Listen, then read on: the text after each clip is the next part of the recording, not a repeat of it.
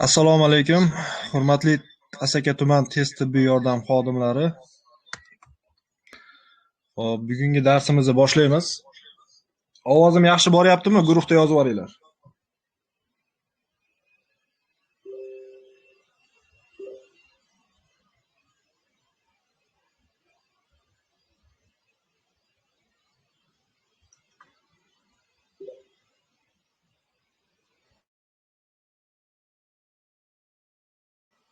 Ovozim yetib borayotgan bo'lsa boshlaymiz.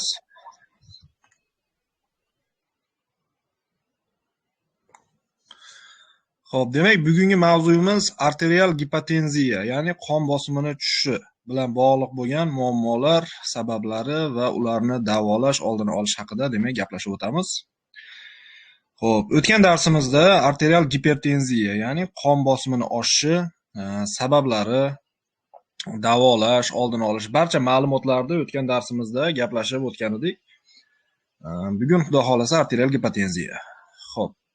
Demak, bugungi darsimizni rejasini tuzib olamiz.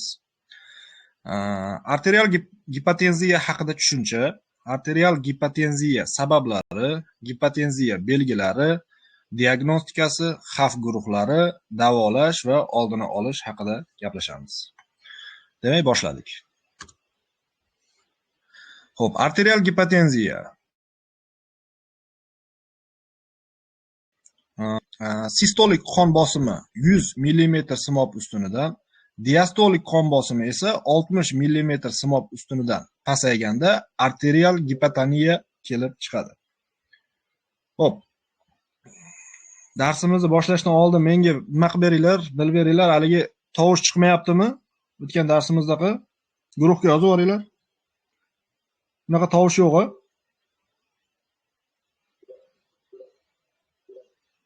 Yaxshi. Bo'lmasa davom etaveramiz. Bo'ldi, yaxshi, rahmat. Demak, arterial gipotenziya deganda sistolik qon bosimini 100 mm simob ustunidan, diastolik qon bosimini esa 60 mm simob ustidan pasayishi arterial gipotoniyaga sabab bo'ladi. Ya'ni biz davleniyani o'lchaganimizda, masalan, 100 ga 60 dan past bo'lsa, bu demak qon bosimini tushishi bilan bog'liq holat hisoblanadi. Xo'p, arterial gipotoniya birlamchi kasalligiga keladi. Bu kasalliklar xilma-xil. Hozir birinma-ketinlikda ko'rib chiqamiz. Xo'p, shu bilan birga men bugun yana bitta narsani aytmoqchiman sizlarga. Arterial gipotenziya holatida ishlatiladigan dorilar ko'p emas. Nima uchun deganda, mana aytayotganimizdek, arterial gipotoniya asosiy kasallik emas, birlamchi emas. Ya'ni qanaqadir kasallik natijasida yuzaga keladigan holat hisoblanadi. Shuning uchun bu yerda xilma-xil ko'plab dorilar ishlatilmaydi. Bu haqida yana mavzu davomida ketma-ketlikda aytib o'tamiz.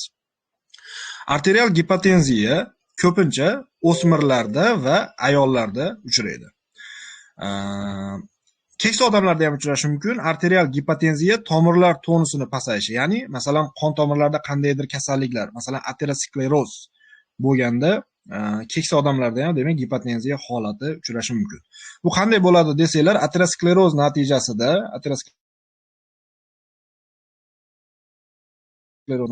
devorga lipid pelakchalar, ya'ni yog' to'qimalari to'planib qolishi natijasida qon oqimi susayadi.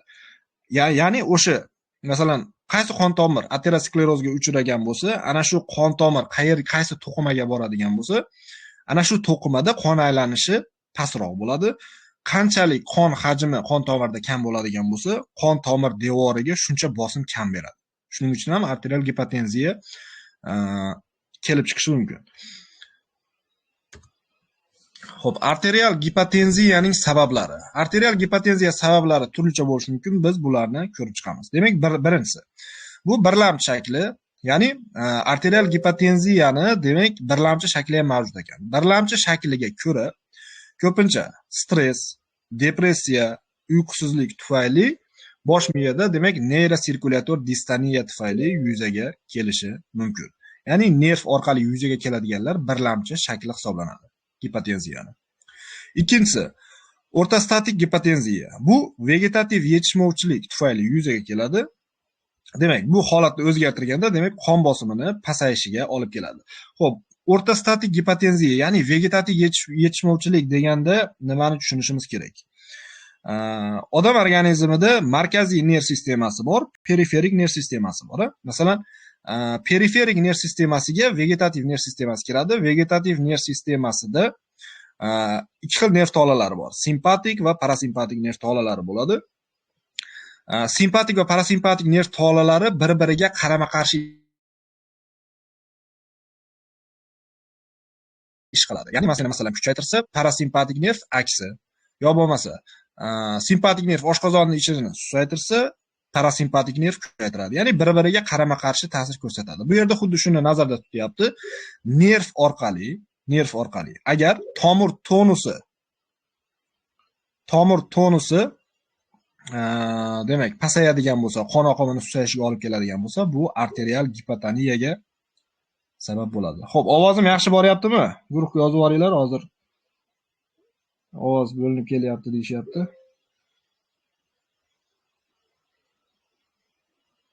Ovozim bo'linib boryaptimi?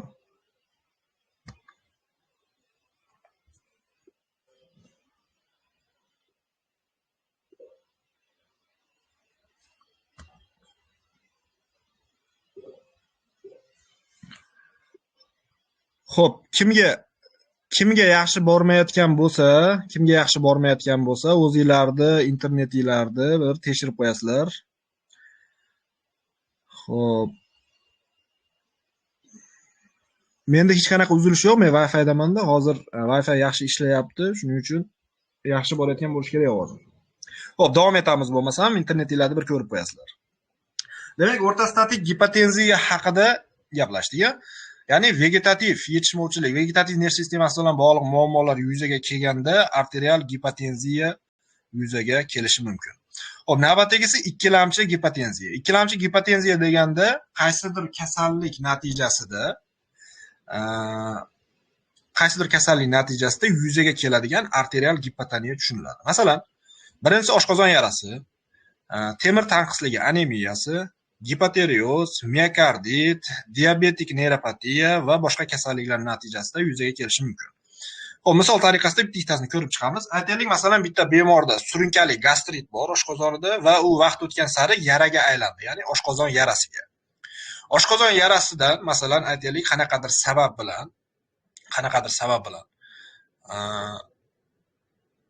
masalan qon ketish holati bo'ladigan bo'lsa, ichki qon ketish bo'ladida, qon ketish natijasida umumiy aylanadigan qon hajmi kamayadi. Ya'ni qon ketgandan keyin bemorni qon bosimi, ya'ni tushishi natijasida arterial gipotoniya bor. Masalan aytaylik temir tanqisligi anemiyasi.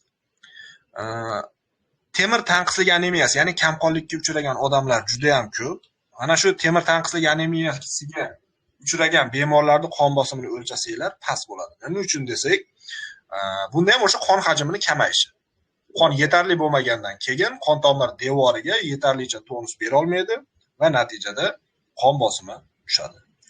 Demak, qaysidir kasallikdan keyin yuzaga kelsa, bu ikkilamchi gipotenziya deyiladi.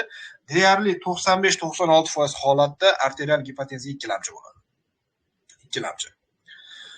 Xo'p, va keyingisi o'tkir arterial gipotenziya. Bu nima degani? Masalan, jarohatlar, qon yo'qotish, suvsizlanish, zaharlanish, yurak faoliyati buzilishi va anafilaktik shok orqali ikkilamchi arterial gipotenziyaga kiradi. Bu ham faqat o'tkir holatda. Nima uchun o'tkir deydigan bo'lsak, masalan, odamda organizmida tezkor sodir bo'ladi bu jarayon. Biz ikkilamchi gipotenziya, ya'ni oshqozon yarasi, anemiya haqida gaplashganimizda buni o'tkir holat demayotgandik.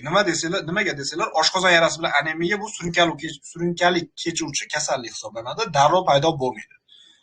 Lekin o'tkir gipotenziyada jarohat, qon yo'qotish, suvsizlanish, anafilaktik shok ta'sirida jarayon tezkor vujudga keladi.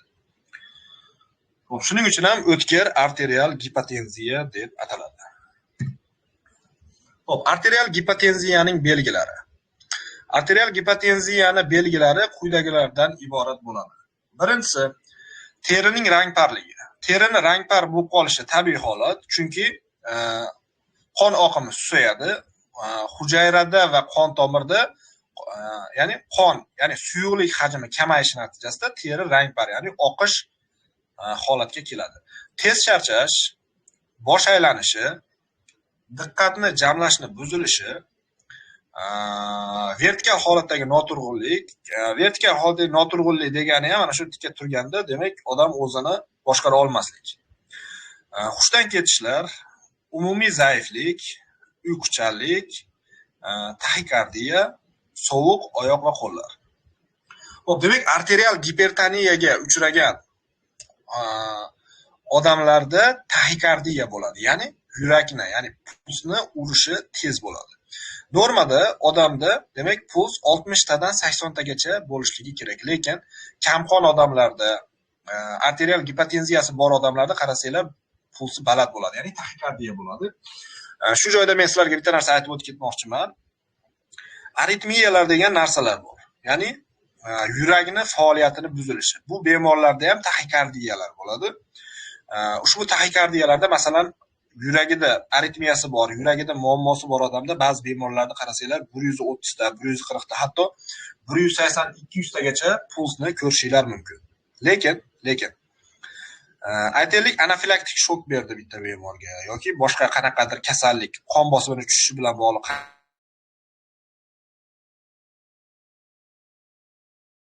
qanaqadir kasallik 130 ta, 150 tagacha bo'lib ketishi mumkin. Xo'p, endi aritmiyalarga qarshi ishlatadigan dorilarimiz bor. Masalan, strafantin, digaksin, verapamil, kardaron degan dorilarimiz bor. Mana shu dorilarni qilganimizda puls pastlaydi. Lekin arterial gipotenziya, ya'ni qon bosimini tushishi natijasida yuzaga kelgan baland pulsga qilinmaydi bular. Men shunaqa holatlarni ham ko'rganman-da. Masalan, digaksinni yoki verapamilni bu vaziyatlarga qilib qo'yishga shoshilmanglar. Arterial gipotenziyasi bor bemorlarda qon qancha kam bo'lsa, yurak shuncha tez ishlashga majbur bo'ladi. Buni natijasida yurak ko'p uradi va taxikardiya yuzaga keladi. Agar bemorni davleniyasini joyiga keltirib, dorilar bilan holatni yaxshilaydigan bo'lsak, bu puls qaytadi joyiga. Endi nariga aytayotganim, yurak bilan bog'liq muammolarda u haqiqatan aritmiya bo'ladi. Davleniyasi tushadimi, tushmaydimi farqi yo'q. Puls baland bo'ladi. Ana shunaqa yuragida aritmiyasi bor kasallarga gina qilinadi. Strafantin, digaksin, kardaron va verapamil. Xo'p, buni aritmiyalar mavzusida qachon qilish kerak, qanaqa holatlarga bo'linadi, hammasini ko'rib chiqamiz bu dorilarni. Bugun faqat gipotenziya haqida gaplashamiz. Demak, sovuq oyoq va qo'llar. Endi tabiiyki qon aylanishi yaxshi bo'lmagandan keyin bemorni qo'l oyog'ida qon aylanish buzilgan bo'ladi, natijada qo'l oyoqni muzlashiga olib keladi. Xo'p, arterial gipotenziyaning diagnostikasi. Demak, kundalik EKG monitoringi, elektroensefalografiya, ekokardiografiya va umumiy qon bioximik tahlili. Asosiy qilinadigan tashxislash, ya'ni laborator va diagnostik usullar mana shulardan iborat. Masalan, aytaylik, arterial gipotenziyaga kundalik EKG monitoringi nima uchun kerak deydigan bo'lsak, arterial gipotenziyani kelib chiqishiga sabab yurak bo'lishi mumkin yoki buni aksi. Arterial gipotenziya natijasida yurakda muammo yuzaga kelishi mumkin. Sizlarga bitta misol aytaman. Masalan, uzoq muddat temir tanqisligi anemiyasi, ya'ni kamqonlik bilan kasallangan bemorlarda yuragida, ya'ni kameralarda, asosan chap qorinchada muammo yuzaga keladi. Ya'ni chap qorinchani kattalashuvi, mushaklarni kattalashuviga olib keladi. Nima uchun? Qon hajmini kam bo'lishi natijasida yurak ko'proq ishlashga majbur bo'ladi. Masalan, odatiy sport bilan shug'ullanadigan bo'lsangiz, mushaklaringiz cho'zilib kattalashadi. Xuddi shunaqada ekan. Demak, kundalik EKG monitoringi albatta qilinadi. Gipotenziya ko'p uchraydigan bemorlarda. Ikkinchisi elektroensefalografiya. Elektroensefalografiya degani bu bosh miyada nerv hujayralarini ish faoliyatini aniqlaydigan apparat. Buni asosan neyropatologlar ishlatadi. Bunga ko'ra, qaranglar, har xil sabablar bilan, masalan, temir tanqisligi anemiyasi, ya'ni kamqonligi bor bemorlar uzoq muddat mana shu holatda yuradigan bo'lsa, qon aylanish albatta buziladi. Qon aylanish buzilishi natijasida bu barcha organlarga zarar beradi. Shu bilan birga bosh miyada qon aylanishining buzilishiga ham sabab bo'lishi mumkin. Xo'p, navbatdagisi ekokardiografiya. Xo'p, EKG ham, ekokardiografiya ham demak bilamizki, yurakni faoliyatini aniqlashga qaratilgan.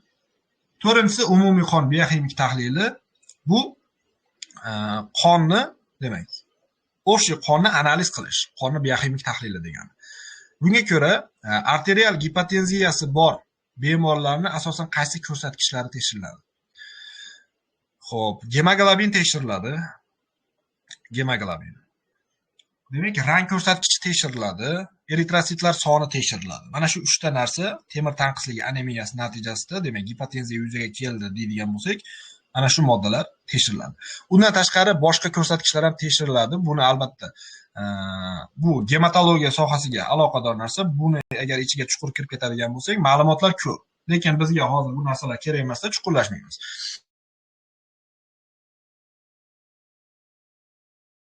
Demak, yani sababini aniqlash mumkin. Endi arterial gipotenziya ikkilamchi kasalligi deb aytdik. Tashxislashni asosiy maqsadi bu asosiy kasalligini tashxislash. Asosiy kasallikni topib, uni davolaydigan bo'lsak, bemorni qon bosimi tushmaydi, normaga ko'tarilishi mumkin. Xo'p. Demak, ikkilamchi gipotenziyani aniqlash uchun, ya'ni qaysidir kasallik natijasi bo'lganligi uchun ham, demak, kardiolog, nevrolog, okulist yoki endokrinolog ko'ruvi zarurat bo'ladi, agarki qaysidir organda muammo yuzaga kelgan bo'lsa. Xo'p, yaxshi boryapti ovozim. Ovozim buzilsa aytinglar, bo'ptimi? Yaxshi boryaptimi ovozim? Guruhga yozib boramiz. Yaxshi. Yaxshi, davom etamiz bo'lmasam.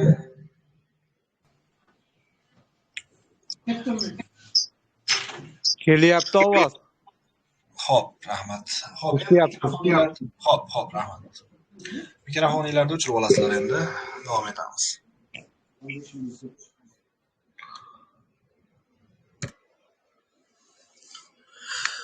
Xo'p, endi arterial gipotenziya. Xo'p. Endi arterial gipotenziya. Endi arterial gipotenziya bilan gipotoniya degani bir xil, ya'ni qon bosimini tushishi. Arterial gipotoniya natijasidagi xavf nimaga olib kelishi mumkin? Shu haqida gaplashamiz. Xo'p, arterial gipotoniya albatta hayot sifatini pasaytiradi. Ya'ni qon aylanishini yetarli bo'lmaganligi sababli to'qimalarda, ayniqsa miyada qon aylanishi va kislorod yetishmovchiligi bilan bog'liq muammolarni keltirib chiqaradi. Sizlarga shu yerda bitta savol beraman men. Nima uchun to'qimalarda, ayniqsa miyada qon aylanishi va kislorod yetishmovchiligi bilan bog'liq muammo chiqadi? Arterial gipotoniyada nima uchun nima uchun miyada yuzaga keladi birinchi muammo?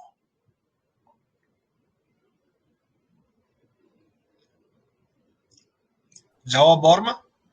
Qon kamligi. Yo'q, asha qon kamligi to'g'ri. Lekin nima uchun miyada?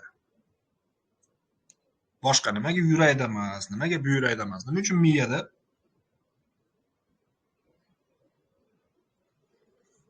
Nima uchun miyada?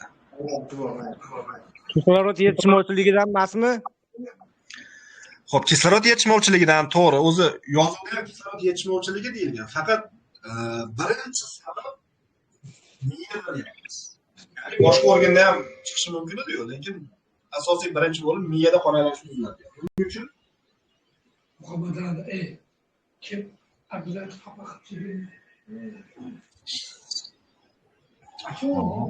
Qonlarda qon oqishi sekinlashadi, kislorod yetishadi. Hop, yana javoblar.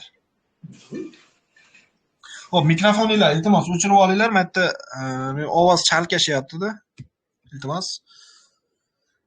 Hop, boshqa javoblar yo'q-a?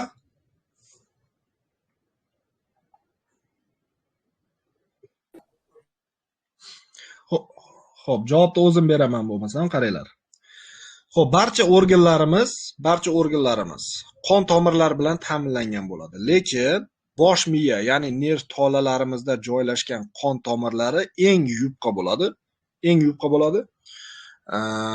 Va eng sezgir nerv hujayralari ham, sezgir qon tomirlari ham demak miyada joylashgan bo'ladi. Shuning uchun ham agar ham yupqaligi ham sezgirligi tufayli agar kamqonlik bo'ladigan bo'lsa, birinchi bo'lib miyaga signal ketadi. Biz arterial gipertenziya, ya'ni qon bosimini ko'tarilishi mavzusida ham aytib o'tdik-ku. Masalan, agar qon bosimi ko'tariladigan bo'lsa ham nima bo'ladi? Birinchi bo'lib insultni oldini olishimiz kerak. Miyada bosim oshib ketadi. Chunki qon tomirlari yupqa bo'ladi, qon bosimini tushirishimiz kerak bo'ladi. Tushunyapsizlarmi? Eng asosiy sabab bosh miyadagi qon tomirlarini boshqa organlardagi qon tomirlarga nisbatan sezgirligi va yupqaligi. Agar jiddiy qon bosimini nazorat qila olmasa, insult berib olish xavfi bo'ladi. Endi masalan aytaylik, qo'l oyoqlarimizda ham qon tomirlari bor, lekin ular yorilib ketmaydi qon bosimi ko'tarilsa ham. Lekin miyadagi nerv tolalari mana shu bosim natijasida yorilishi mumkin. Agar gipotoniya bo'lib qon bosimi tushadigan bo'lsa, ishemik insultga sabab bo'lishi mumkin. Tushundingizmi?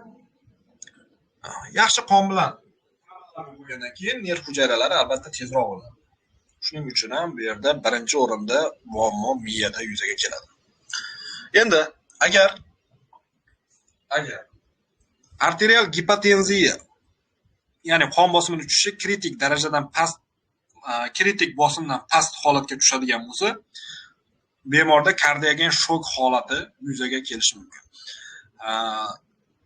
Adashmasam bitta yoki ikkita darsdan keyin miokard infarkti mavzusida darsimiz bor. Kardiogen shok, uni turlari haqida sizlarga batafsil beraman, xudo xolasa. Demak, kardiogen shok yurakda bo'ladigan muammo hisoblanadi. Pulsni susayishi va oxir-oqibat hushni yo'qolishi, nafas yetishmovchiligi yuzaga kelib, undan keyin klinik o'lim, biologik o'lim holatlariga o'tib ketishi mumkin. Insultda va kardiogen shokda qon bosimini yuqorida ushlab turish juda ham muhim hisoblanadi. Agar qon bosimi tushib ketadigan bo'lsa, bu klinik va biologik o'lim holatlariga o'tib ketib, undan keyin bemorning hayotini saqlab qolishda imkoni bo'lmay qoladi. Xo'p. Gipotenziya shuningdek qon tomirlaridagi tarkibiy o'zgarishlar tufayli gipertoniyaga ham sabab bo'lishi mumkin. Xo'p, buni menga kim tushuntirib beradi? Nima uchun bunaqa deyapmiz? Gipotenziya shuningdek qon tomirlaridagi tarkibiy o'zgarishlar tufayli gipertoniyaga ham sabab bo'lishi mumkin. Javoblar bormi?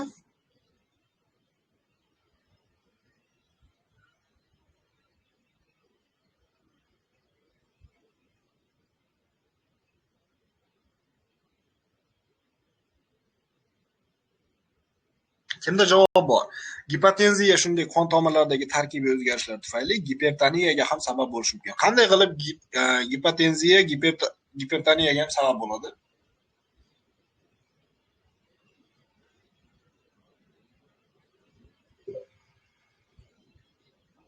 Qaranglar. Gipotenziya natijasida umumiy qon hajmi kamayadi. Buni natijasida birinchidan tromb hosil bo'lishiga sharoit yig'iladi. Ikkinchidan qon tomir devoriga yog' moddalari yoki boshqa qoldiqlar, shlaglar to'planib qolish ehtimoli bo'ladi. Buni to'planib qolish natijasida ma'lum bir vaqtdan keyin qon tomirlarini torayishiga olib kelib qo'yishi mumkin bu holat. Qonni yaxshi aylanmasligi. Buni natijasida qon tomir devori agar torayadigan bo'lsa, bu albatta gipertenziyaga ham sabab bo'ladi. Endi bu holat juda ham ko'p uchramaydi. Odatda gipotenziyasi bor bemorlar odatda masalan qanchadir vaqtda baribir davolanadi. Buning natijasida bu holatdagi gipertoniyani oldi olinadi. Xo'p. Homiladorlik paytida gipotoniya kislorod yetishmovchiligi sababli homilaning rivojlanishini kechiktirishi mumkin. Gipotenziyaning dastlabki alomatlarida demak mutaxassisga murojaat qilishlik zarur. Homiladorlik paytida gipotoniyaning yuzaga kelishiga asosiy sabab homila kattalashgan sari ona endi o'zi uchun ishlamaydi, ham o'ziga, ham bolaga yetarlicha qon, yetarlicha kislorod va yetarlicha oziq modda yetkazib berish kerak. Shuning uchun homiladorlik davrida temir preparatlari orqali biz xalq tilida qon preparatlari yoki qon ukollari deymiz. Mana shular orqali demak homilador ayollar o'zini qonini ko'tarib turishligi zarur hisoblanadi. Xo'p, xavf guruhlari. Arterial gipotenziyaning xavf guruhlariga qaysilar kiradi? Birinchi o'rinda keksalar, quvvatsizlik, vaqt o'tgan sari hujayralarning o'lishi, yoshlik ketgandan keyin gipotenziyaga sabab bo'lishi mumkin. Lekin keksalarda biz bilamizki, arterial gipotenziyadan ko'ra gipertenziya ko'proq uchraydi, bilamiz. Bu endi gipertenziyani kelib chiqishi boshqa organlardagi qanaqadir kasalliklar natijasida yuzaga keladi. Xo'p, ikkinchisi Parkinson kasalligi bilan og'rigan bemorlar. Parkinson kasalligi bu aldosteron gormoni bilan bog'liq kasallik. Ich-ichigacha buni gapirib o'tirmaymiz. Demak, Parkinson kasalligi ham arterial gipotenziyaga sabab bo'ladi. Bu bosh miyada o'zgarishlarni yuzaga keltiradi Parkinson.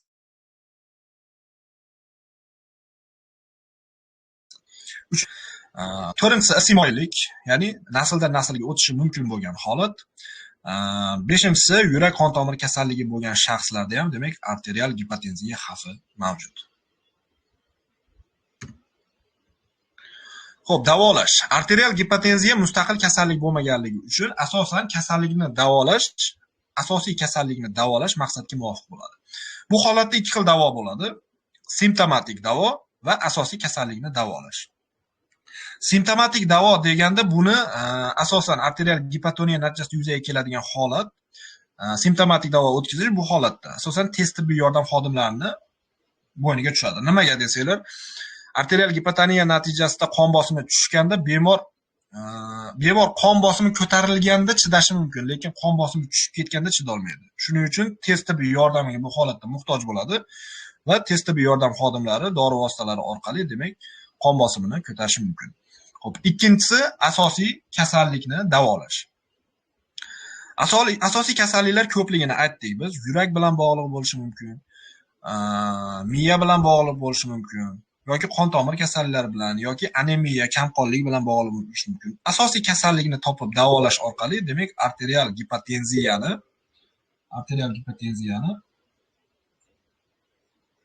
davolashimiz mumkin. Xo'p, davom etamiz. Demak, tez tibbiy yordamda ishlatiladigan dorilar. Navshadil spirti, glyukoza 40%lik, deksametazon, kafein va mezaton kabi dori vositalaridan biz foydalanamiz. Bu dori vositalarini biz asosan nimalarga ishlatamiz va ular qanaqa ta'sir ko'rsatadi? Xo'p, birinchisi navshadil spirti. Bemor hushini yo'qotganda, demak, hushiga qaytarish uchun ishlatiladi. Navshadil spirti o'tkir hidli modda hisoblanadi. Agar uni hidlatadigan bo'lsak, nerv tolalarini uyg'otadi. Buni natijasida bemor hushini yo'qotgan bo'lsa, hushiga qaytadi. Ikkinchisi glyukoza 40%lik. Xo'p, glyukozani biz bemorga tomirdan qiladigan bo'lsak, qanaqa o'zgarishlar yuzaga keladi? To'qimalar uchun gipertonik ta'sir ko'rsatadi. Tezkor gipertonik, ya'ni qon bosimi tushib ketayotgan bemorga glyukozani tiqsa, sirazu o'ziga keladi. Nima uchun? Qon tomirlari devorini keskin toraytiradi. Qonni tomir devoriga beradigan bosimini oshiradi. Shu tufayli bemor tez o'ziga keladi. Ya'ni qonni osmotik bosimini oshiradi. Undan tashqari glyukoza moddalar almashinuvini ham kuchaytiradi. Hop, ikkinchi preparatimiz deksametazon. Deksametazon organizmda natriy ionlari va suvni tutib qoladi.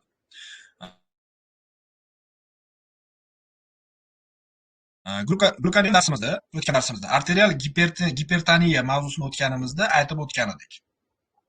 Ya'ni yuksamedulyar apparat, undan renin ishlab chiqariladi. Renindan demak jigarda angiotenzinagen ishlab chiqariladi. Angiotenzin 1, angiotenzin 2 va undan qon tomir torayishi va aldosteron gormonlari ishlab chiqarilishini aytgan edik. Aynan mana shu aldosteron gormoni natriy ionlarini qonda ko'paytiradi. Buni natijasida natriy ionlari suvni tutib qoladi, ya'ni gipertoniyaga. Endi qaranglar. Agar bemorda qon bosimi tushib ketgan bo'lsa, biz deksametazonni qiladigan bo'lsak, xuddi shunaqa qilib qon bosimini ko'tarib beradi. Ya'ni natriyni qon tomirda ichida tutib qoladi-da, natriy tutib qolingandan keyin albatta suv ham tutib qolinadi. Buni natijasida bemorda qon bosimi tushmasdan ushlab qolinadi. Yana bitta shuni ma'lumotni aytishim kerakki, agar bemorda qon bosimi juda ham tushib ketadigan bo'lsa, deksametazonni o'zi yetarli bo'lmaydi. Bu yerda bitta emas, bir nechta dori vositasini qilish kerak bo'ladi. Demak, deksametazonni ta'sir mexanizmi shunaqa. Natriy ionlarini va suvni tutib qoladi qonda. Undan tashqari glyukozani hosil bo'lishini ham kuchaytirib beradi. Glyukoza qanaqa ta'sir qilishini biz tepadagi nimada aytib o'tdik. Va metabolizmni ham kuchaytiradi. Xo'p, navbatdagi dori vositamiz kofein. Kofeinni biz masalan qon bosimi tushgan bemorlarga qilamiz, lekin kofein qanaqa moddaligi haqida ko'pchiligimizda menimcha tasavvur ham yo'q. Kofein markaziy nerv sistemasiga ta'sir qiluvchi preparat hisoblanadi. Ya'ni to'g'ridan to'g'ri qon bosimini ko'taruvchi preparat emas. Asosiy ta'siri kofeinda psixostimulyator dori vositasi hisoblanadi. Demak, kofein markaziy va periferik ta'siri tufayli bemorning holatiga qarab ta'sir qiladi. Ya'ni kofeinni ko'p miqdorda qilsak, oz miqdor yoki oz miqdorda qiladigan bo'lsak, har xil holat yuzaga kelishi mumkin. Masalan, oz miqdorda qilishimiz natijasida bemorning qon bosimini ko'tarishi mumkin. Ko'proq miqdorda qiladigan bo'lsak, markaziy nerv sistemasiga psixostimulyator ta'sir ko'rsatishi mumkin. Kofein markaziy qon aylanishini susaytiradi. Past dozada inotrop, yuqori dozada esa xronotrop ta'sir ko'rsatuvchi, demak, psixostimulyator dori vositasi hisoblanadi. Men aytmoqchi bo'lgan narsam sizlarga tushunishga osonroq bo'lishi aytaman. Kofein to'g'ridan to'g'ri qon bosimiga ta'sir qilmaydi. To'g'ridan to'g'ri ta'sir qilmaydi. Ya'ni markaziy nerv sistemasi orqali ta'sir qiladi. Va oxirgi dori vositamiz mezaton. Mezaton ham qon bosimini ko'tarishda ishtirok etadi. Mezaton alfa adrenamimetiklar degan dori vositalarining guruhiga kiradi. Xo'p, alfa adrenamimetik undan tashqari yurakda ham bor. Yurakning beta 1 retseptorlariga ham biroz ta'sir qiladi, lekin asosiy ta'siri alfa adrenamimetik hisoblanadi mezaton. Xo'p, mezaton arterial qon bosimini oshiradi. Mezatonni ta'siri ko'proq adrenalinga o'xshaydi. Pulsni kuchaytiradi, qon tomirini toraytiradi, qon bosimini oshiradi. Lekin mezaton adrenalinga nisbatan kamroq darajada oshiradi, lekin adrenalinga nisbatan ta'siri ko'proq, ya'ni davomiyroq bo'ladi. Arteriola va arterial qon tomirlarini torayish orqali, demak, qon bosimini oshiradi. Xo'p, arterial gipotenziyani oldini olish. Gipotenziyani oldini olish uchun nimalar qilish zarur? Birinchisi, zararli odatlardan voz kechish, chekish yoki ichkilik. Ikkinchisi, to'g'ri ovqatlanish. Sutkasiga 8 soat uxlash, sport bilan shug'ullanish, ya'ni qon aylanishini yaxshilash maqsadida. Stress va hissiy taassurotlardan qochish. Ko'proq stressga tushadigan odamlarda qon bosimi pastroq bo'ladi. Nima uchun deydigan bo'lsanglar, arterial gipotenziyani asosiy birlamchi shaklida, biz buni oldingi slaydda gaplashdik. Asosiy birlamchi shaklini kelib chiqishida stress bilan depressiyani roli katta. Shuning uchun qon bosimi past yuradigan bemorlar iloji boricha stress bilan, ya'ni hissiy taassurotlar, kim bilandir urishish, janjallashish, shunaqa kabi holatlardan uzoqroq yurgani ma'qul.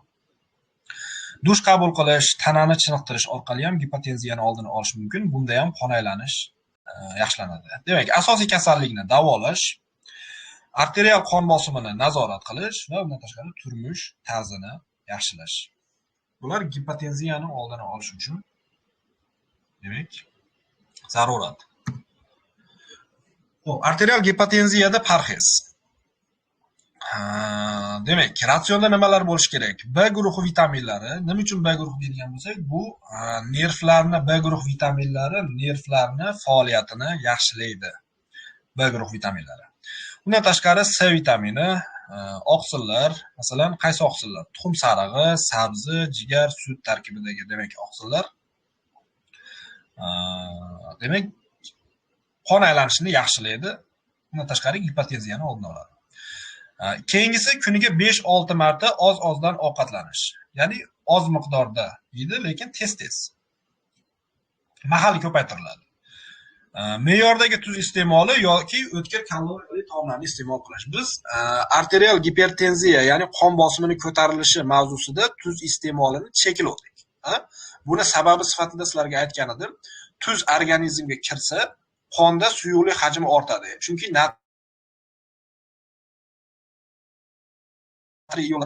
davleniyasi bor odamlar tuz iste'molini kamaytirishi kerak, lekin gipotenziya, ya'ni qon bosimi past bo'lgan bemorlarga tuz iste'moli me'yorida yoki ko'proq bo'lsa ham bo'laveradi. Bu qon bosimini nisbatan ko'tarilishiga olib keladi.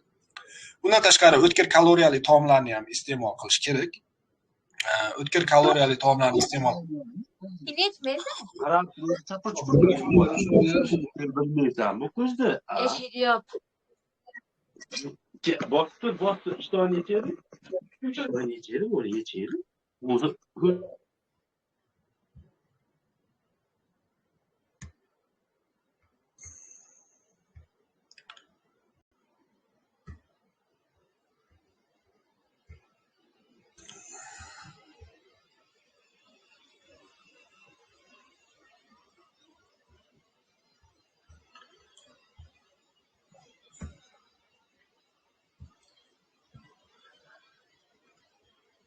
Xo'p, davom etamiz. Demak, me'yoridagi tuz iste'moli va o'tkir kaloriyali taomlarni iste'mol qilish. O'tkir kaloriyali taomlarni iste'mol qilganimizda, bu albatta moddalar almashuvi, oqsillar, yog'lar va uglevodlarni metabolizmini, ya'ni moddalar almashinuvini kuchaytirish uchun. Undan tashqari dukkak, yong'oq, go'sht, don, kartoshka mahsulotlarini iste'mol qilish. Bularning tarkibida ham oqsil, yog', uglevodlar mavjud bo'lganligi uchun va qahva, choy, suv iste'molini ko'paytirish. Och qolmang, ko'p uxlamang va shirin choy iching. Mana shu parhezga amal qilinadigan bo'lsa, demak, gipotoniyadan uzoqroq bo'lishimiz mumkin. Xo'p. Aytib o'tganimizdek, arterial gipotoniya mavzusi katta emas, chunki bu asosiy kasallik emas, buni patogenezi juda ham chuqur emas va dori vositalari ham ko'p emas. Bunga asosan arterial gipotoniyaga tez yordam ko'rsatiladi va bemorning holati tezkor yaxshi bo'ladi. Shuning uchun bu haqida ortiqcha ma'lumotlar yo'q. Hozir menga savollar bormi? Agar savollar bo'lsa, birinchi shularga javob beramiz, undan keyin vaziyatli masalalar bor. Savollar bo'lsa, birinchi savollarni eshitamiz. Xo'p, savollarni iloji bo'lsa yozma ravishda beringlar, iltimos.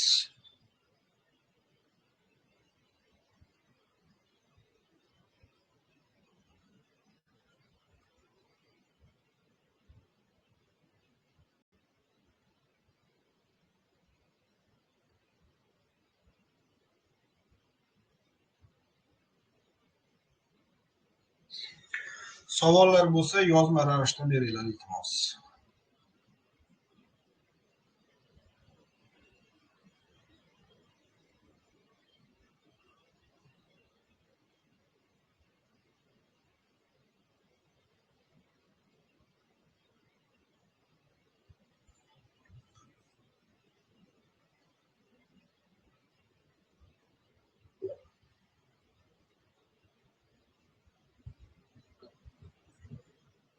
Sahar kasalligida qanday dorilardan foydalanadi? Xo'p, gipotoniya bo'ladigan bo'lsa, yaxshi savol bo'ldi, rahmat. Agar qon bosimi bemor tushib ketadigan bo'lsa, bemorda agar sahar baland bo'ladigan bo'lsa, bu holatda glukozadan foydalanilmaydi. Undan tashqari deksametazon qilish ham xavfli. Bunaqa vaziyatda mezatondan foydalanish mumkin yoki boshqa yo'li ham bor. Agar tez yordamda bo'lmasa bemor, infuzion eritmalardan foydalanishlik mumkin. Masalan, resarbelarga o'xshagan ukollar yoki ham qon bosimini yaxshilaydigan, ham saharda tushadigan preparatlar bor. Masalan, Ksivar degan ukollar bor. Ya'ni infuzion eritmalardan foydalanishlik mumkin. Lekin agar sahar baland bo'ladigan bo'lsa, glukoza bilan deksametazondan foydalanadigan ma'qul. Yana savollar.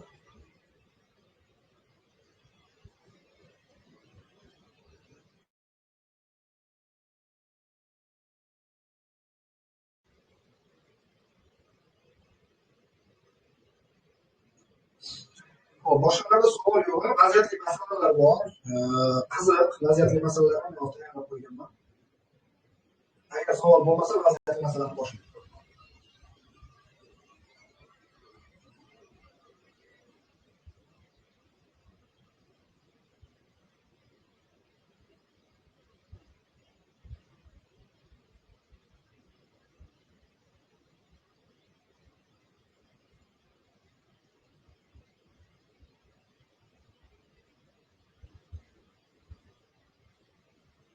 Xo'p, adrenalin yoki mezotonni qancha miqdorda qilamiz? 1 grammdan qilinadi.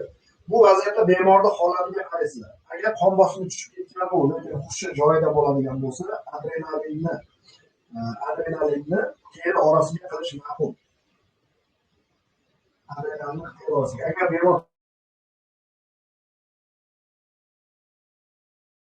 to'liq hushda qolib ketdi, biz buni qanaqa qilamiz? Ya'ni 10 daqiqa yo'qolgan holatda. Mezoton qilganimiz bo'ldi. Ish faoliyatida. Yoki mezotonga hojat bo'lmagan. Mezoton qilganlar bormi oramizda? Ta'siri o'xshash, lekin adrenalinni ta'siri kuchliroq. Xo'p, 0,3-0,5 adrenalin deyapsiz. Katta odamga 1 gramm qilinadi. Agar yoshi kichkina bola bo'ladigan bo'lsa, ular unga ehtiyoji bo'ladigan bo'lsa, yoshiga dozalab turib adrenalin qilinadi. Biz ana shunday ko'p mavzuda o'tdik buni.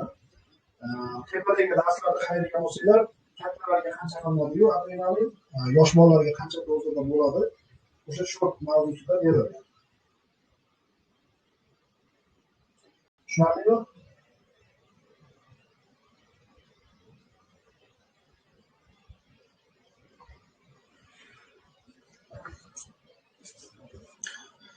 Xo'p, men kompyuterda yonida o'tiribman. Eshitilyaptimi ovozim? Ovozim eshitilyaptimi? Eshitilyapti. Xo'p. Yaxshi.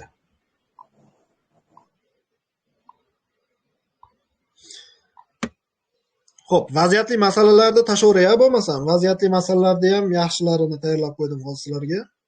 Qanaqa yordam ko'rsatishni ko'ramiz. Xo'p, ketdi bo'lmasam. Birinchi vaziyatli masala. O'qiymiz, javob yozamiz.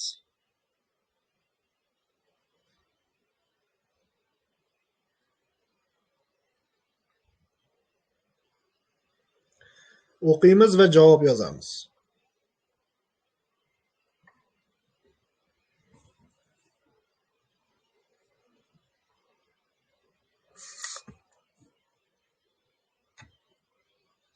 Xo'p, qani kimlar qanaqa javoblar bor?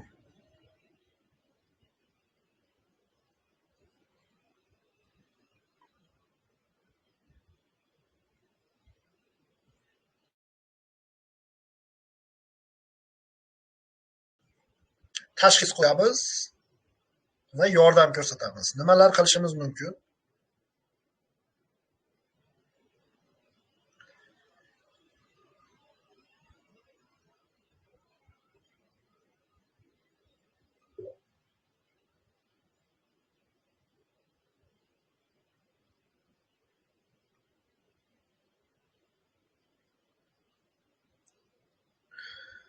Vaziyatli masalani o'qiymiz va javob yozamiz.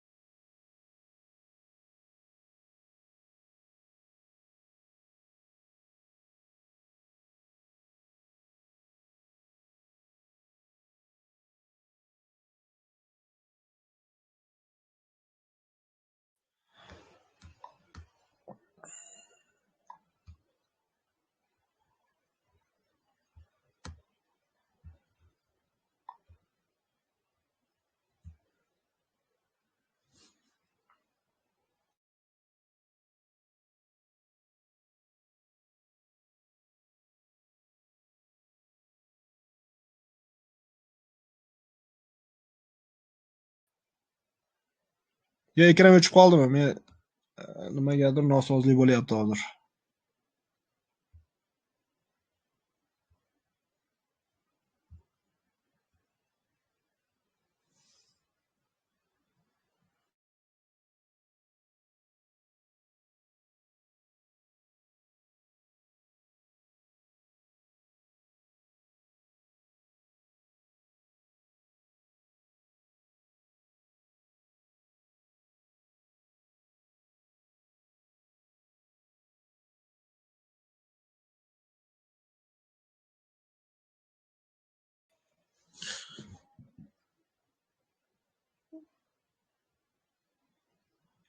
Ekran ko'ryaptimi? Yozib yuboringlar guruhga.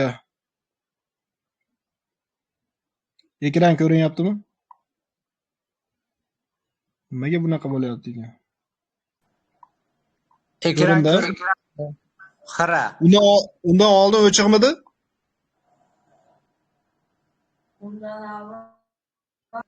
Ekranga e'tibor bermabmiz. Ha, e'tibor bermasizlarmi? Ha, bo'ldi. Yaxshi. Xo'p, hammanglarning javobinglarni eshitdim. Endi javobni men o'zim beraman. Mikrofonni o'chirib turasizlar, qaranglar. Bo'ldi, rahmat. Qaranglar, vaziyatli masalani o'qiymiz. Men javobinglarni ko'rib chiqdim, hammanglarni.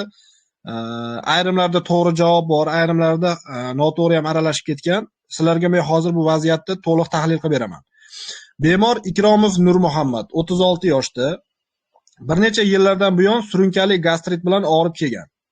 Shifokor qabuliga oxirgi marta borganda qorin sohasida juda kuchli og'riqni sezgan. Belgilari: teri rangi oqarishi, hansirash,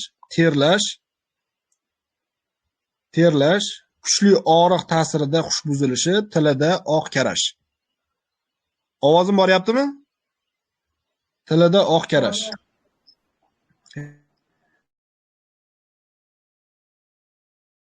Yaxshi. Endi bemorning holati, rahmat hammaga. Bemorning holati haqida men mana shu ma'lumotlar eshitgandan keyin bemorning holati haqida menda tushuncha paydo bo'ldi. Birinchidan, bemorda eskitdan surunkali gastriti bor. Ikkinchidan, tilida oq karash bor. Tilida oq karash bo'lishi bemorni oshqozonida muammo borligidan dalolat beradi. Endi uzoq muddatli surunkali gastrit natijasida ushbu gastrit yaraga aylanish ehtimolligi bor va buni natijasida oshqozon ushbu yara teshilishi mumkin va buni natijasida qon oqib ketishi mumkin bo'lgan holat bor. Va asosiy ma'lumotlarda hammasi demak oshqozon yarasiga qarab dalolat qilyapti. To'g'ri, endi bu yerda boshqa kasalliklar ham bor.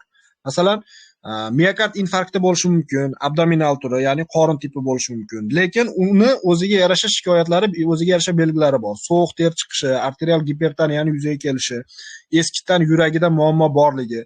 Lekin sizlarga men bitta ma'lumot aytaman. Agar bemorning yoshi 40 dan past bo'ladigan bo'lsa, miokard infarktini uchrash ehtimolligi past. Miokard infarktini uchrash ehtimolligi past.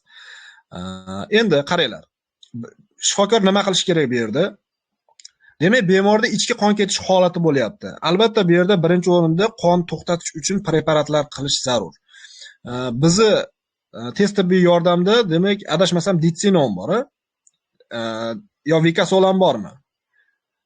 Ya'ni qon to'xtatuvchi preparatlar bor.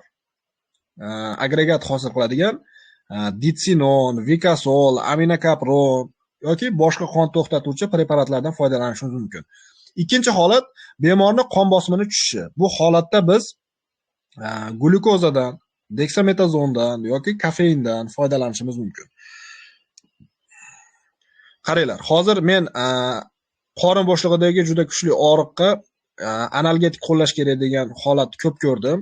Sizlarga bitta foydali maslahat aytaman. Analgetiklarni qorin bo'shlig'idagi og'riqlarga qo'llashga qarshi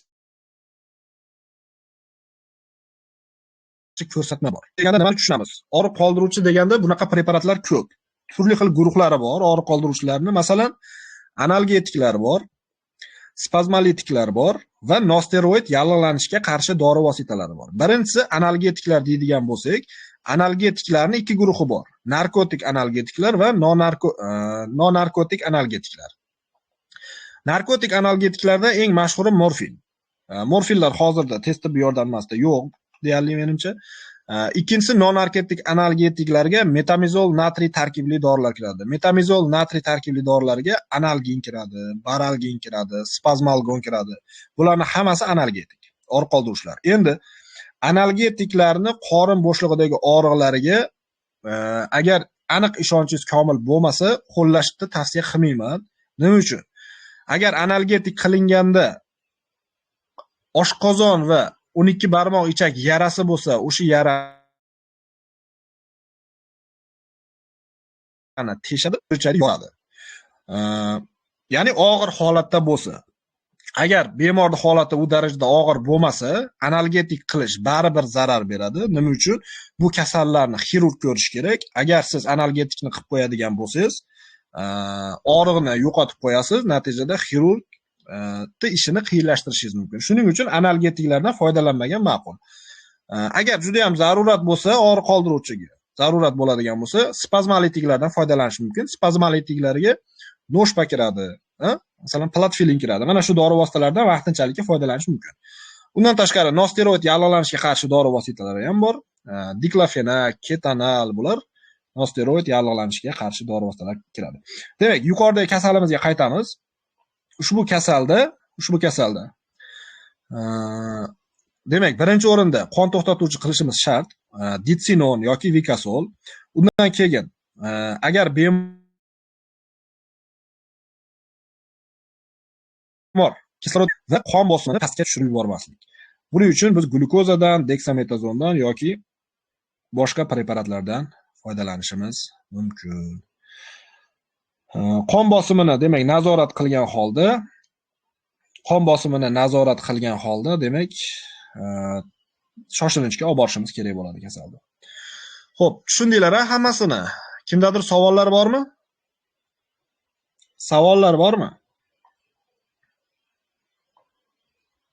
Hammasini tushundik-a? Analget biz qorin bo'shlig'idagi sovuq qo'yish mumkin. Qon tomir endi ichki qon ketishga unchalik ham ta'sir qilmaydi, lekin birmuncha agar yordam beradigan bo'lsa, sovuq qo'yish mumkin. Chunki qon tomirini toraytiradi-da.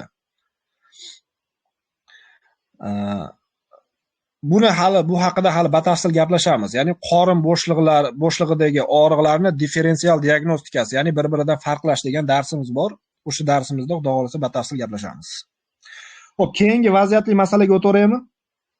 Savollar yo'q-a?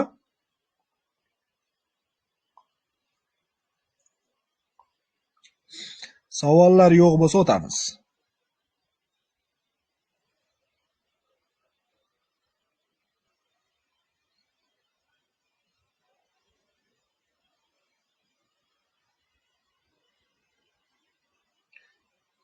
Xo'p, juda ko'p tushgan davleniya bo'lsa, spazmolitik qilsa bo'ladimi?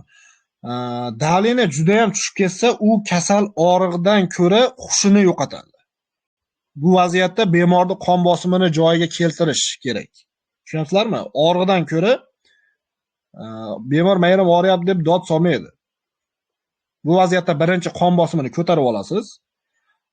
Qon bosimi ko'tarilgandan keyin og'riq sezsa, undan keyin qilasiz spazmolitik.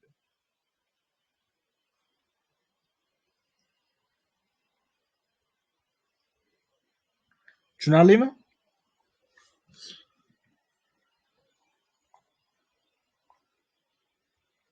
spazmolitik davleniya tushiradi-yu, lekin masalan bitta qilishingizga u nolga tushirib yubormaydi-da. Og'riqni qilishga zarurat bo'lsa, men nima demoqchiman? Vaziyatga qarab ish qilasizlar. Qon bosimi tushadigan bo'lsa, glyukoza, deksametazon, kofein, mezaton turibdi. Agar og'riq bo'lsa, vaqtinchalikka og'riqda nimadanligini ajrata olmayapsizmi, spazmolitikdan foydalanib turing, xirurgga olib borguncha. Spazmolitik davleniya tushiradi-ku. Agar siz glyukoza qilib, deksametazon qilib, kofein qilib bemor davleniyasini agar ko'tarib normaga ushlab qo'ysangiz, bitta dona qilgan spazmolitigi siz tushirib yubormaydi davleniyani, xavotir bir dona qilingan spazmolitik bilan davleniya yana nolga tushib ketmaydi. Agar davleniya tushayotganini sezsangiz, yana ko'taruvchilarni qilasiz. Imkoni boricha olib borguncha bemorda davleniyasini ushlashga harakat qilasiz.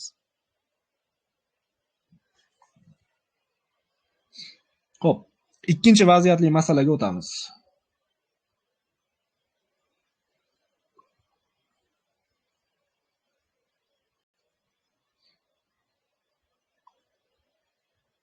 Oldin birinchi o'rinda qon bosimi turadi, shuni bilib olinglar. Birinchi o'rinda qon bosimi. Qon bosimini joyiga keltirib olasiz, undan keyin qolgan ishlar.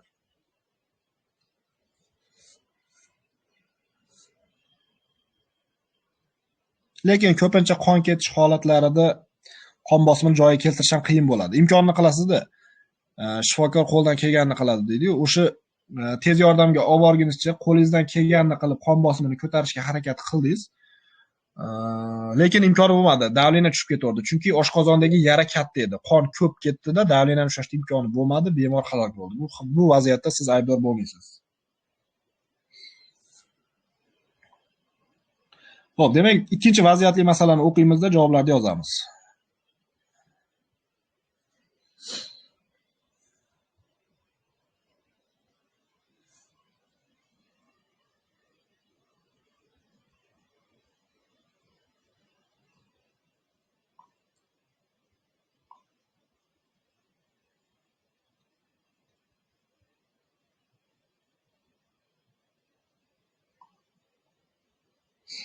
Xo'p, qani?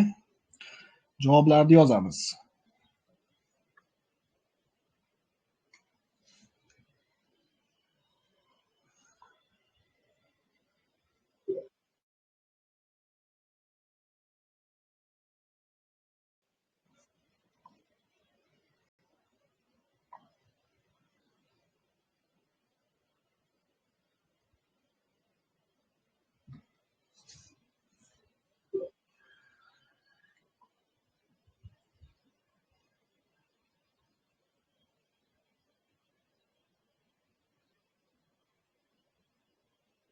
Judayam yaxshi.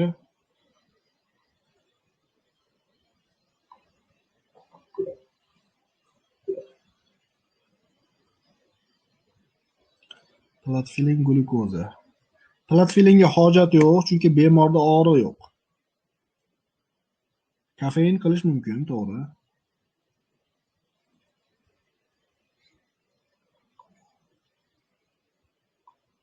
Puls ko'p deksa mumkinmi? Mumkin. Bu puls qon bosimini tushishi hisobiga yuzaga kelyapti. Agar qon bosimi ko'tarilishi bilan puls ham joyiga keladi.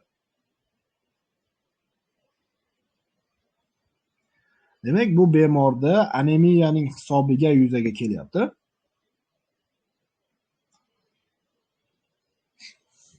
Anemiyaning hisobiga yuzaga kelyapti.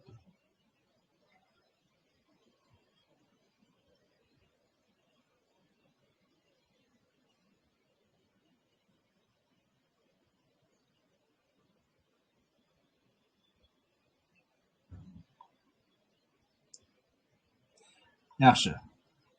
Xo'p, umuman olganda bu bemorning holati juda yomon emas edi. Demak, savolni o'qiyman, qaranglar. Vaziyatli masala ikkinchisi. Bemor Xoldar va Omina 1997-yilda tug'ilgan. Homiladorlik, ikkinchi homiladorlik 25 hafta. Demak, bemor har oyda oilaviy shifoxonaga ko'ruvga chiqqan. Har safar unga demak temir tanqislik anemiya tashxisi qo'yilgan. Demak, bemorda surunkali temir tanqislik anemiyasi bor. Shikoyatlari: bosh aylanishi, ko'ngil aynishi, tez charchash, teri rangi oqarishi, taxikardiya.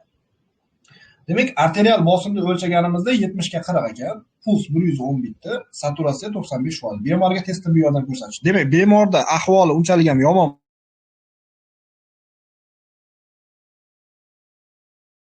emas. Agar glukoza 40% qilib, orqasidan kofein qiladigan bo'lsak, mana shu ikkala dori vositasini o'zi ham yetarli bo'ladi. Agar mana shu ikkalasi bilan ko'tarilmasa nima qilamiz deydigan bo'lsanglar, demak, bemorga deksametazon qilishimiz mumkin. Undan tashqari glukoza 5% ni infuziya holatda tomirdan ham qo'yishimiz mumkin. Mana shu holatda bemorni, demak, qon bosimi joyiga keladi.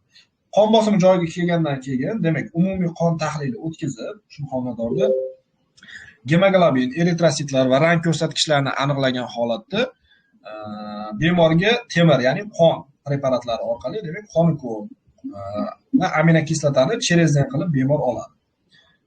Bir kun temir preparati, xo'p, kimdir yoqib oldimi mikrofonni?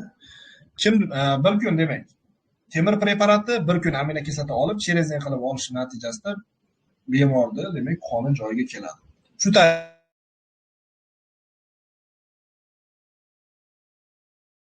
demak, arterial olmaz.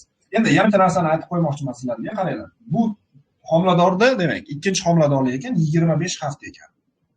Odatda homiladorlikda homiladorlik boshlanishidan bir necha hafta o'tgach, masalan, 2-3 haftadan boshlab 16-17 haftagacha bemorda toksikoz degan narsa bo'ladi. Toksikoz bosqichlarida ham mana shu holatlar bo'ladi. Ya'ni bosh aylanishi, ko'ngil aynishi, qayt qilish, taxikardiya, teri rangi oqarishi, bu holatlar bo'ladi. Lekin davleniya u darajada tushib ketmaydi. Toksikozni o'zining davi bor. Bu bemorga toksikoz deb tashxis qo'ymayapman men. Chunki homiladorlik 16-17 haftadan o'tgan, 25 hafta deb qo'ygan. Bunga toksikozning aloqasi yo'q. Shuning uchun ham bu temir tanqisligi anemiyasi natijasida yuzaga kelganligiga qaraladi. Hop, uchinchi vaziyatli masalaga o'tamiz bo'lmasa.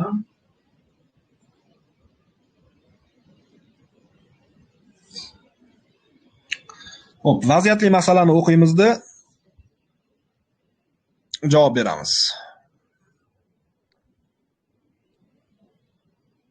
Vaziyatli masalani o'qiymizda javob beramiz.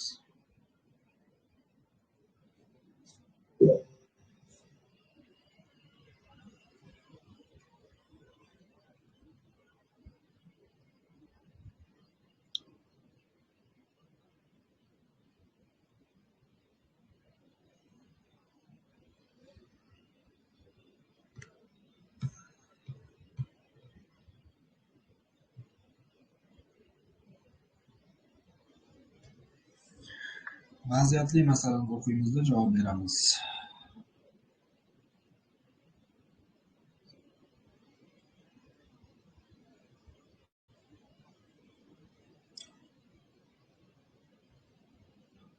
Uchinchi vaziyatli masala.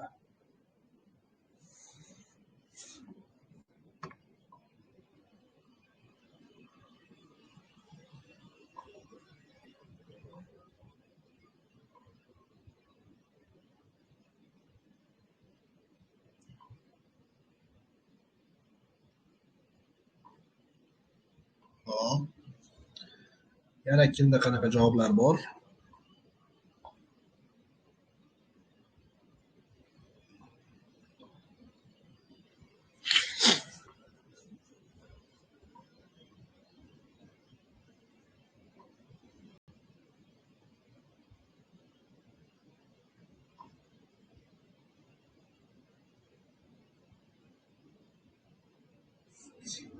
Hop, yana bormi javoblar? Aksariyat javoblar to'g'ri.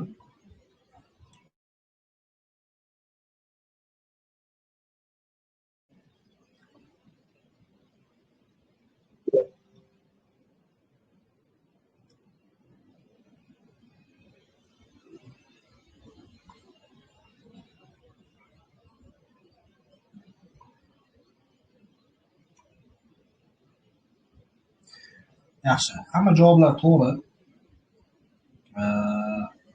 Hamma javoblar to'g'ri bo'lishiga asosiy sabab bizning ish faoliyatimizda eng ko'p uchraydigan holat bu. Men endi bu yerda o'zimdan ozgina qo'shib qo'ydim. 80 ga 50 qon bosimi deb, chunki bugungi mavzuyimiz arterial gipotenziya bo'lgani uchun. Aslida bularni isteritskiy deydi, buni isterikalarda nevroz kasalligi. Odatda davleniyasi ham tushmaydi. Oilaviy muammosi bor bo'lgan bemorlarda qon bosimi ham tushmaydi, o'lmaydi ham, xavotirga ham hojat yo'q. Odatda bu atrofidagilarda vahimaga tushishiga olib keladi. Lekin bemorda holati xavfli bo'lmaydi. Ya'ni hayoti xavf ostida qolmaydi. Bemor Keldiyorova Barno 1992-yil tug'ilgan. Oilaviy kelishmovchiliklar natijasida ahvoli yomonlashgan va uydagilari oilaviy poliklinikaga olib kelishgan. Belgilari: teri rangi oqarishi, es hush buzilishi, qaltirash va qo'l-oyoqlar sovuq qolishi. Bemorda arterial bosimi 80 ga 50, puls 102 ta, saturatsiya 97%. Bu holatda bemorga tinchlantiruvchi sifatida nima qilamiz? Karolol beramiz, 30 tomchi ozgina suv aralashtirgan holatda. Undan keyin bu yerda qon bosimining tushish holati bor. Glyukoza qilamiz 40%. Undan tashqari deksametazondan foydalanishimiz mumkin. Vena ichiga yoki mushak yorashtiga. Bu dorilarni qilganingizdan keyin qon bosimi ko'tariladi, lekin o'ziga kelmaydi bemor to'liq. Bu vaqt masalasi, isteritskiy bemorlarda vaqt masalasi. Sekin vaqt o'tgan sari bemorning holati o'zi yaxshilanib joyiga tushadi. Odatda bu bemor hammani ahmoqlar shifoxonaga kelib hammani xunob qiladi. 4-vaziyatli masala. Xo'p, o'qiymiz va javob yozamiz.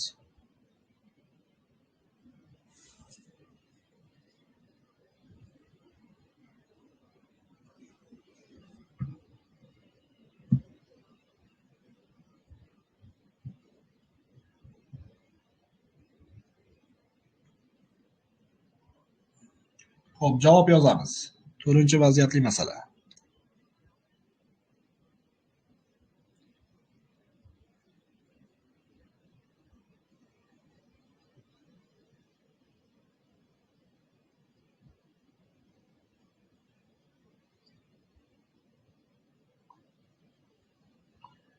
Juda ham yaxshi. Oshqozon ichak faoliyati funksional buzilishi.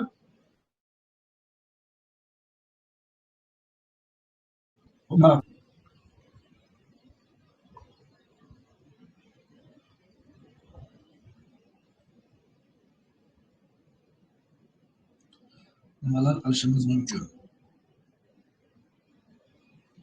Xo'p, gastroenterit deb tashxis qo'yishga shoshilmanglar o'rtoqlar. Bu oddiy oshqozon ichak faoliyati buzilishi, chunki bu bemor oldindan oshqozon yoki ichak faoliyatida muammo bo'lmagan bemor.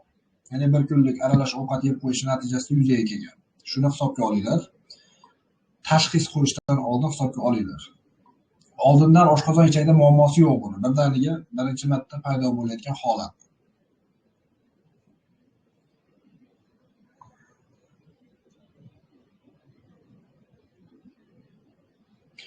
Xuddi mana shu bemorlarga baralgin spazmollardan foydalanish mumkin.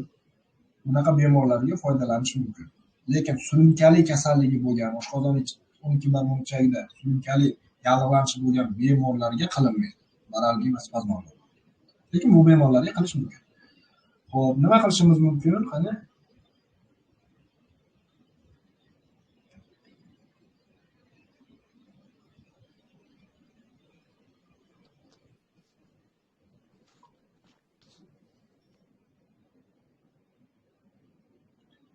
Yaxshi. Demak, noshpa, dimidrol, serukal deyapsizlar. Xo'p, bu vaziyatda sizlarga yana bitta maslahat beraman. Bu vaziyatda birinchi og'riqni qolgizgan ma'qul. Og'riqni qolgizgan. Chunki og'riqni qolgizuvchi dorilarni tezda qilish mumkin. Endi tortasida yonboshdan qilib qo'yasiz.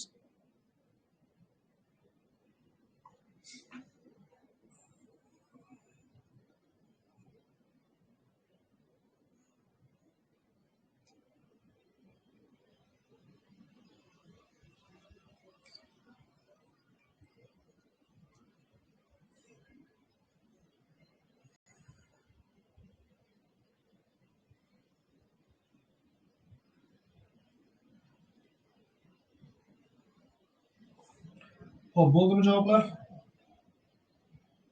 Analgin dimidrollar qilishi mumkin, to'g'ri.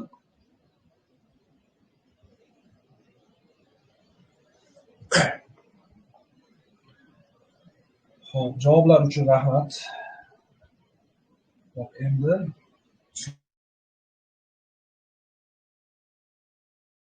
ularga men ma'lumotlar to'g'ri, Seruka, boshqa dimidrol qilishi mumkin, и orsa.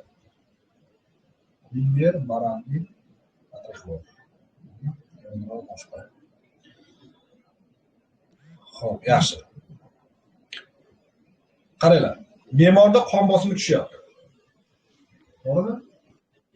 Demak, bemorga qilamiz. Glyukoza 40% ga qilish mumkin. 10 ml.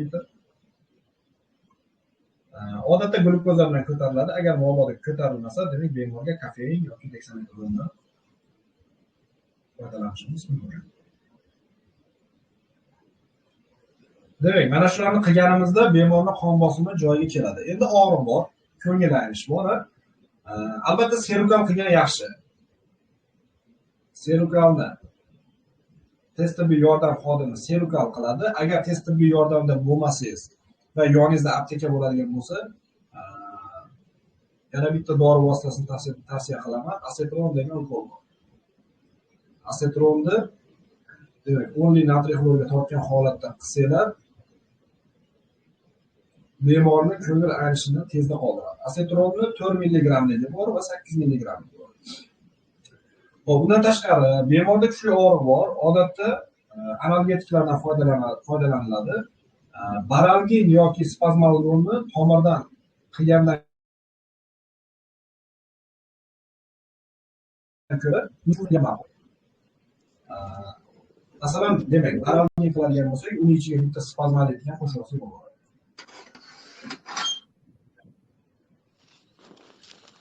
Ya'ni 100 natriy xlorning ichiga doshpa baralgin. Endi agar tez tibbiy yordamda bo'ladigan bo'lsa, baralginni yonboshdan qilishingiz mumkin. Og'riq qolgan. Lekin uni agar u bilan og'riq qolmaydigan bo'lsa, siz shoshilinchga olib borasiz, infeksion bo'limiga borgandan keyin u yerda baribir natriy xlor, doshpa, spazmolgin yoki baralgin qiladi. Mana shu holatda bemorning holati yaxshilanadi. Tushundinglarmi? Tez tibbiy yordamda bo'lsa serukal, lekin menga to'g'ri serukal uncha yoqmaydi. Men asetrondan foydalanishni ma'qul ko'raman.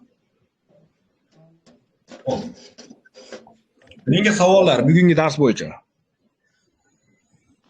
Bugungi dars bo'yicha menga savollar.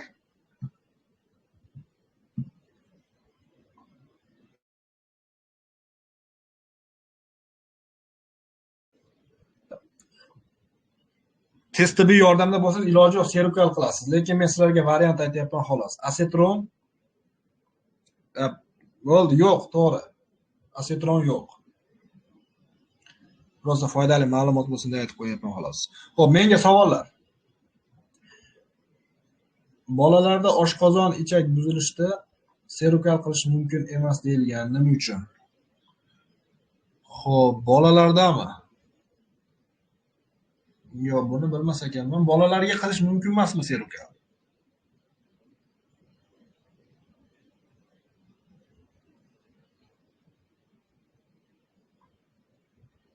Asetron mumkin, asetronlar qilinadi. O'zi tomchisi ham bor asetronda, asetron mumkin.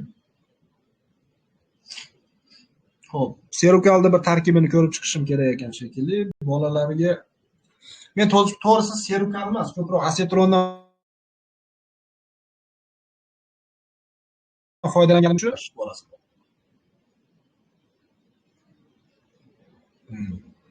Demak, birorta jiddiy nojo'ya ta'siri bor serukalda, shuning uchun bolalarga qilinmaydi.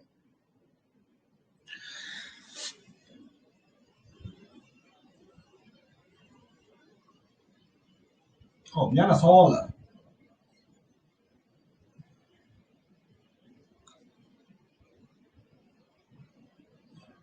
Xo'p, agar savollar bo'lmaydigan bo'lsa, hozir testimiz bor.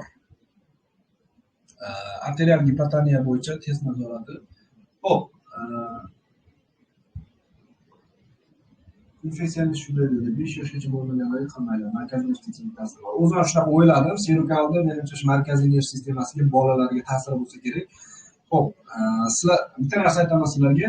Ko'p dorilar mumkin emas yosh bolalarga. O'sha mumkin emas bo'lgan dorilarning aksariyat qismi bolalarning markaziy nerv sistemasiga ta'sir qiladi. Nima uchun? Bolalarda markaziy nerv sistemasi kattalarniki singari bo'lmaydi.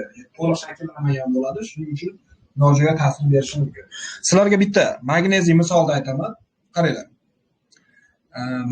Agar bitta bolaga isitma kiradigan bo'lsa, isitma 40 ga chiqib ketadigan bo'lsa, biz bolaga birinchi magneziy qilib olamiz. To'g'rimi? Lekin yosh katta odamning isitmasi 40 ga chiqib ketsa ham magneziy qilmaymiz. Nima uchun deydigan bo'lsak, yosh bolalarga magneziy qilishimizning sababi bolalarda termoregulyatsiya, ya'ni isitmani ushlab turuvchi markaz to'liq shakllanmagan bo'ladi. Shuning uchun agar magneziy qilmasak, bolaga sudurgi berib yuboradi. Lekin yosh katta odamlarda termoregulyatsiya, ya'ni isitma markazi to'liq shakllangan bo'ladi. Shuning uchun ham ularga magneziy qilish shart emas. Analgin dimidrol yoki boshqa usullardan foydalanib, serokaziyar yosh bolalarga qilishmasligini sababi demak mana shu ekan. Markaziy nerv sistemasini zararlab qo'yish. Xo'p, mezotonni agar glukoza bilan deksametazon to'liq effekt bermagan paytda qilishni men tavsiya beraman. Agar glukoza qildingiz, kofein qildingiz, deksametazon qildingiz, qon bosimini ko'tarishga effekt ola olmayapsizmi? O'shanda mezotonni qilgan ma'qul.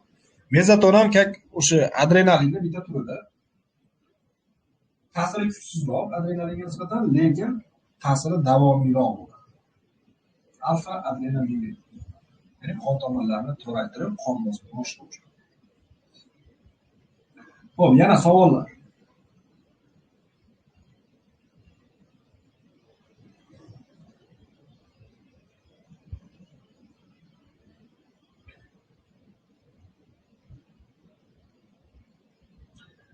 Savollar tugabdi bo'lmasa. Savol tugagan bo'lsa men chatni o'chiraman-da, testni boshlaymiz bo'lmasa.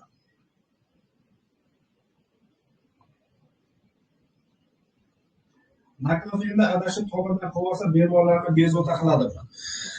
Naklofenni men tomirdan qilganman oldin. Naklofen nosteroid yallig'lanishga qarshi dori vositalari guruhiga kiradi, ya'ni diklofenak, ketanal, naklofen. Ular ta'siri deyarli bir-biriga o'xshash bo'lgan moddalar.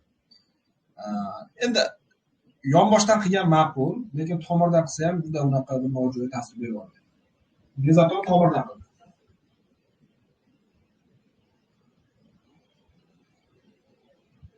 Mezoton tomirdan qildi.